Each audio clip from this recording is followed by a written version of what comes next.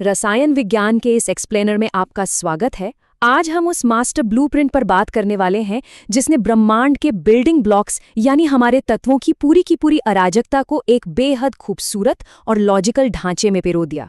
बिना किसी देरी के चलिए सीधा शुरू करते हैं। आज का हमारा रोड मैप काफी सीधा सा है। हम वर्गीकरण की जरूरत से शुरुआत करेंगे, उसके इतिहास पर नजर डालेंगे, फिर आधुनिक आवर्त सारणी, उसके ब्लॉक्स और आखिर में तत्वों के गुणधर्मों में आवर्तिता यानी पीरियोडिसिटी को समझेंगे। तो चलिए सबसे पहले अपने पहले भाग की ओर बढ़ते हैं। आखिर हमें तत्वों के वर्गीकरण की आवश्यकता ही क्यों पड़ी? अब जरा इस बात पर गौर कीजिए। कोई भी इंसान 114 अलग-अलग तत्वों और उनके अनगिनत यौगिकों के रसायन विज्ञान को अलग-अलग कैसे याद रख सकता है? मतलब ये तो सच में लगभग नामुमकिन है ना? इसी एक सबसे बड़े सवाल ने वर्गीकरण या क्लासिफिकेशन की इस सख्त जरूरत को जन्म दिया था। जरा इस टाइमलाइन को देखिए। 1800 की बात करें तो सिर्फ 31 तत्व ज्ञात थे। लेकिन फिर क्या हुआ? 1865 आते आते यानी महज 65 सालों के अंदर ये संख्या दोगुनी होकर 63 हो गई। और आज हमारे पास 114 से भी ज्यादा तत्व मौजूद हैं। जैसे जैसे तेजी से नए तत्व मिल रहे थे, विज्ञान में एक तरह की खूबसूरत सी अराजकता फैल गई थी, जिसे जल्द से जल्द एक व्यवस्थित ढांचे में लाना बहुत जरूरी हो गया था। और यहीं से शुरुआत होती है हमारे दूसरे भाग की, आवर्त सारणी का इतिहास। शुरुआती कोशिशें कैसी थीं? ये देखना वाकई काफी दिलचस्प है कि शुरुआती रसायनज्ञों ने प्रकृति में छिपे इस पैटर्न को डिकोड करना कैसे शुरू किया। अब डॉबेराइनर को ही ले लीजिए। उन्होंने 3-3 तत्वों के त्रिक या ट्रायड्स बनाए। और फिर आए न्यूलैंड्स, जिन्होंने तत्वों के गुणों की तुलना सीधे संगीत के सुरों से कर दी। उनका अष्टक नियम कहता था कि संगीत के 8वें सुर की तरह हर 8वें तत्व के गुण पहले से मिलते हैं। भले ही ये शुरुआती नियम हर जगह लागू नहीं हुए, लेकिन भाई इन्होंने आगे के लिए एक बहुत ही सॉलिड नींव जरूर तैयार कर दी थी। इसके बाद एंट्री होती है दमित्री मेंडेलीव की, और सच कहूं तो उनका काम किसी जीनियस से कम नहीं था। उन्होंने अपनी सारणी में कुछ खाली जगह छोड़ दी थी। जी हाँ, खाली जगह। उन्होंने बड़ी ही हिम्मत के साथ उन तत्वों के गुणों की सटीक भविष्यवाणी कर दी थी जिन्हें तब तक खोजा भी नहीं गया था। जैसे कि एका एल्यूमिनियम, जिसे आज हम गैलियम कहते हैं। किसी भी साइंटिफिक थ्योरी की असली ताकत यही तो होती है। और इसी से हम पहुंचते हैं अपने तीसरे भाग पर, आधुनिक आवर्त सारणी, विज्ञान का वो पॉइंट जहां सब कुछ बदल गया। अगर आप मेंडलीव के नियम और आधुनिक नियम को आमने सामने रखकर देखें तो आपको विज्ञान का एक बहुत बड़ा ब्रेक थ्रू समझ आएगा। मेंडलीव ने परमाणु भार यानी एटॉमिक मास पर दांव लगाया था, लेकिन आधुनिक नियम ने एक बात बिल्कुल साफ कर दी। असली गेम चेंजर है परमाणु क्रमांक या एटॉमिक नंबर, यानी नाभिक में मौजूद प्रोटॉनों की संख्या। असल में यही वो मास्टर की थी जिसने सब कुछ सुलझा दिया। और उसी इलेक्ट्रॉनिक विन्यास के आधार पर हमारी आज की मॉडर्न पीरियोडिक टेबल बनी है, बिल्कुल परफेक्ट तरीके से अरेंज्ड।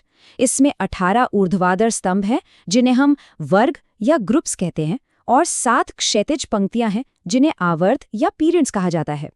एक ग्रुप में मौजूद सभी तत्वों के आउटर शेल का इलेक्ट्रॉनिक कॉन्फ़िगरेशन एकदम एक जैसा होता है, और इसीलिए उनके गुण भी काफी मिलते जुलते हैं।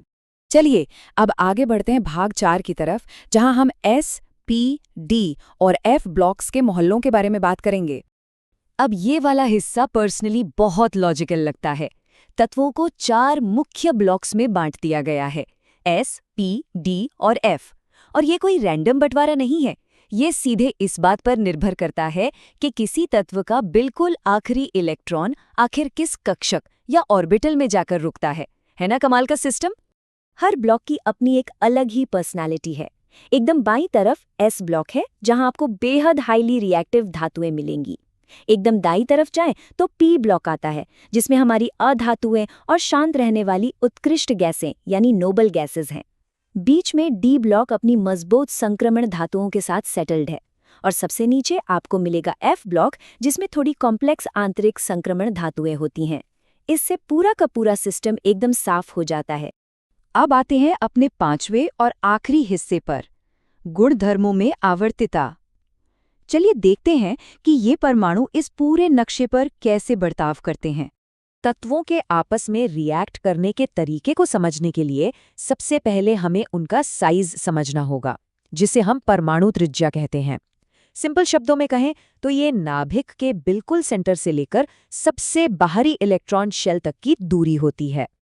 अब इसका ट्रेंड बड़ा ही लॉजिकल है। जब हम किसी आवर्त या पीरियड में बाएं से दाएं जाते हैं तो इलेक्ट्रॉन उसी शेल में जुड़ते हैं, लेकिन प्रोटॉन बढ़ने से नाभिक का खिंचाव यानी इफेक्टिव न्यूक्लियर चार्ज बढ़ जाता है, जिससे परमाणु सिकुड़कर थोड़ा छोटा हो जाता है। लेकिन जब हम किसी ग्रुप में ऊपर से नीचे आते हैं तो हर बार इलेक्ट्रॉनों की एक पूरी की पूरी नई लेयर जुड़ जाती है और जाहिर है इससे परमाणु का साइज बढ़ ही जाएगा।